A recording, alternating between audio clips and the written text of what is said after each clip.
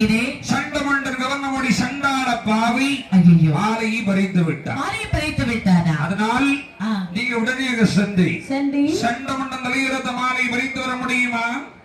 ஐயா சாமி, என்ன வார்த்தை சொல்கின்றீர்கள்? வேகமா போற மாதிரி கதை கட்டிங்க. இல்ல, கதை சொல்லதான் கூப்பிடுறீங்கன்னு நினைச்சேன். உங்ககிட்ட கடை விடுறது எனக்கு யாரும். ஐயா இங்க பாருங்க, நான் யாருன்னு நினைக்கிறீங்க? நீ காலம் தானே? யமதர்மன்.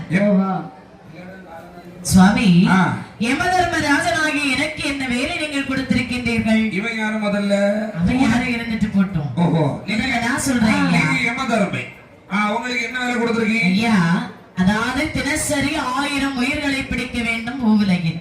ஆமா, அந்த வேலை நீங்க எனக்கு கொடுத்தது. கண்டிப்பா. ஒருவேளை ஒரு உயிரை நான் பிடிக்க தவறினால் தலைக்கு மேலாக தொங்கும் மலை அற்று என் தலையிலே விழுந்து நான் அக்கிரைக்கு இரையாகி போவேன். கண்டிப்பாக. என்ன நீங்கள் கொடுத்ததுதான் வரம். ஆமா. அப்படி இருக்க அந்த வேலை கொடுத்திருந்த பிறகும் என்ன போய் மான பறிச்சுட்டு வான்னு சொல்றீங்க? சுவாமி, ஒரு வேலை போகக்கூடிய இடத்திலே 1 நாள் 2 நாள் 3 நாள் ஆயிட்டுன்னு சொன்னா என் நிலைமை என்னாக சுவாமி? உலகத்தில் பெருகி வரும் உயிர்களை பிடிப்பது யார்? நீங்கதான். எனக்கு உயிர் பிடிக்க வேண்டும். கண்டிப்பா. ஏன் வேறதான் எனக்கு முக்கியம். அதனால போக முடியாதுன்னு சொல்றீங்க. போக முடியாது ஐயா. ஆனா சொல்றேன் ஒண்ணு மட்டும். சொல்லுங்க. நானதான் ஐயா, போனா போகட்டும். போனா போகட்டுமா? உங்களால முடியாதுன்னா முடியாதுன்னு சொல்லுங்க. முடியாது ஐயா. அதாவது மாலை போகணுமா போகட்டும் அப்படின்னு விட முடியுமா? சரி, வேற யாரையாவது அனுப்புங்க. கொஞ்சம் கூலி கொடுத்தாலும் பரவாயில்லை. சரி, யாரையாவது அனுப்புங்க ஐயா. சரி, யமதர்மா, உங்களால முடியாது இல்ல?